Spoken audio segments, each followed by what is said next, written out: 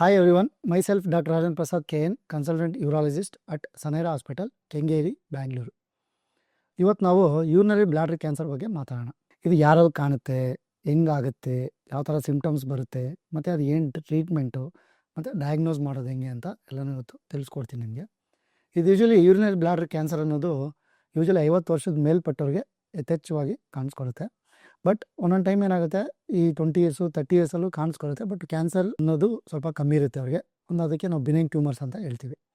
ಈ ಕ್ಯಾನ್ಸರ್ ಅಂತ ಬಂದಾಗ ಈ ತುಂಬ 50 ವರ್ಷದ ಮೇಲ್ಪಟ್ಟವರಲ್ಲಿ ಏನಾಗುತ್ತೆ, ಪೇನ್ಲೆಸ್ ಗ್ರಾಸ್ ಎಮೆಚೂರಿ ಅಂತ ಬರ್ತಾರೆ. ಅಂದರೆ ಏನು, ತುಂಬ ಬ್ಲೀಡ್ ಆಗೋದು ಯೂರಿನಲ್ಲಿ, ಮತ್ತು ಅದ್ರ ಜೊತೆಗೆ ಒಂದೊಂದು ಟೈಮು ಫೀವರ್ ಇರುತ್ತೆ, ಕ್ಲಾಟ್ಸ್ ಬರುತ್ತೆ ಯೂರಿನಲ್ಲಿ, ಮತ್ತು ಯಥೇಚ್ಛವಾಗಿ ನೋವು, ಉರಿನು ಅದೆಲ್ಲನೂ ಜೊತೆಗೆ ಕಾಣಿಸ್ಕೊಳ್ಳುತ್ತೆ. ಆ್ಯಕ್ಚುಲಿ ಮೋಸ್ಟ್ ಕಾಮನ್ ಏನಂದರೆ ಪೇನ್ಲೆಸ್ಸೇ ಬರ್ತಾರೆ ಗ್ರಾಸ್ ಎಮೆಚೂರಿ ಆಗಿ ಮೋರ್ ದೆನ್ 50 ಇಯರ್ಸ್ ಇರೋರು. ಅದ್ರ ಜೊತೆಗೆ ಇದು ಯಾಕೆ ಕಾಣಿಸ್ಕೊಳ್ಳುತ್ತೆ ಅಂತ, ಈ ಯೂರಿನರಿ ಬ್ಲಾಡರ್ ಕ್ಯಾನ್ಸರ್ ಅನ್ನೋದು ಏನಂತ ನಮ್ಮ ಹಾಸ್ಪಿಟ್ಲಲ್ಲಿ ತಿಂಗಳಿಗೆ ಅಟ್ಲೀಸ್ಟ್ ಮಿನಿಮಮ್ಮು 2 ಪೇಷಂಟ್ ಆದರೂ ಬರ್ತಾರೆ.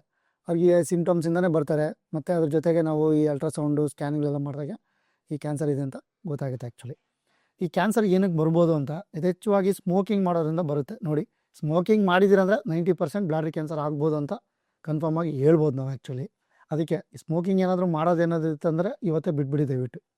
ಅದ್ರ ಜೊತೆಗೆ ಈ ಬ್ಲಾಡರ್ ಕ್ಯಾನ್ಸರು ಯಾರ ಹತ್ರ ಯಥೇಚ್ಛವಾಗಿ ಕಾಣಿಸ್ಕೊಳ್ಳುತ್ತೆ, ಈ ರಬ್ಬರ್ ಫ್ಯಾಕ್ಟ್ರಿನಲ್ಲಿ ಕೆಲಸ ಮಾಡೋರು, ಮತ್ತು ಪೇಂಟ್ ಫ್ಯಾಕ್ಟ್ರಿಗಳಲ್ಲಿ ಕೆಲಸ ಮಾಡೋರು, ಮತ್ತು ಪೇಂಟ್ ಮಾಡೋರು, ಮತ್ತು ಈ ಏರ್ ಡ್ರೆಸ್ಸರ್ಸು ಅವ್ರ ಹತ್ರ, ಇದೆಲ್ಲನೂ ಅಂಥ ಜನಗಳಲ್ಲಿ ನಮಗೆ ಈ ಬ್ಲಾಡರ್ ಕ್ಯಾನ್ಸರ್ ಯಥೇಚ್ಛವಾಗಿ ಕಾಣಿಸ್ಕೊಳ್ಳುತ್ತೆ.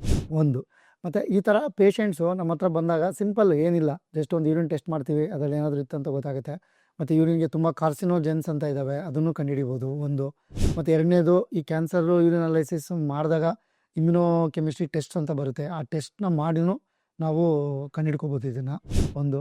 ಮತ್ತು ಸಿಂಪಲಾಗಿ ಅಲ್ಟ್ರಾಸೌಂಡು ಮತ್ತು CT ಸ್ಕ್ಯಾನ್ ಮಾಡೋದ್ರಿಂದ ಬ್ಲಾಡರ್ ಕ್ಯಾನ್ಸರ್ ಎಲ್ಲಿದೆ ಅಂತ ಗೊತ್ತಾಗುತ್ತೆ ಒಂದು.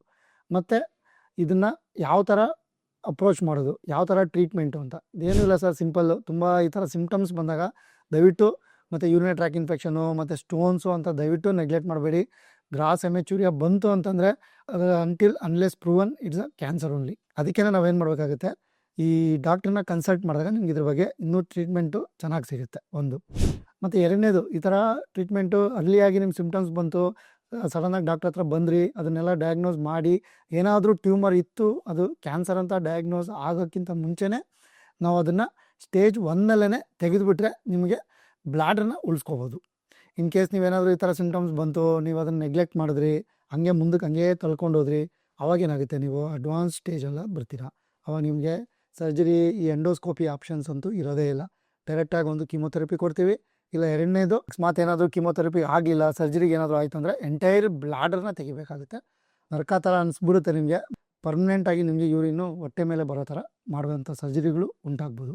ಅದಕ್ಕೆ ನಿಮ್ಗೆ ಯಾರಿಗೇ ಆಗಲಿ ಯೂರಿನಲ್ಲಿ ಬ್ಲಡ್ ಕಾಣಿಸ್ಕೊಂತು, ಉರಿ ಅಂತ ಅನ್ನಿಸ್ತು, ಪದೇ ಪದೇ ಯೂರಿನ್ಗೆ ಹೋಗ್ತಾ ಇದ್ದೀರಾ, ಎಸ್ಪೆಷಲಿ ಮೋರ್ ದೆನ್ 50 ಇಯರ್ಸ್ ಇರೋರು, ಇವರೆಲ್ಲ ಬಂದು ಎವ್ಯಾಲ್ಯೂಯೇಟ್ ಮಾಡಿಸ್ಕೊಂಡು ಕ್ಯಾನ್ಸರ್ ಇದೆಯಾ ಇಲ್ಲ ಅಂತ ಕನ್ಫರ್ಮ್ ಮಾಡ್ಕೊಳ್ಳೋದು ಆ್ಯಕ್ಚುಲಿ ಒಳ್ಳೆಯದು. Okay, thank you.